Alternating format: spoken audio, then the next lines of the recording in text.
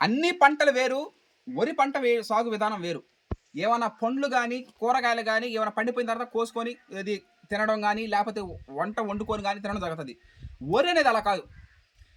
పంట పండించడం ఒక ఎత్తు, వాటిల్ని ఎండబెట్టి స్టోరేజ్ చేసి మగ్గిచ్చి 4, 5 నెలల పాటు వాటిని తాకుండా తెలంగాణ సోనా మీరు చూసేయన్నీ ఆర్ఎన్ఆర్ 15048 తెలంగాణ సోనా. తెలంగాణ సోనాకి మనకి చాలా విశిష్టత ఉంది. ఎన్నో వరి రకాలు వేస్తా ఉంటాం మనం. అన్ని రకాల తెలంగాణ సోనా కాలేవు.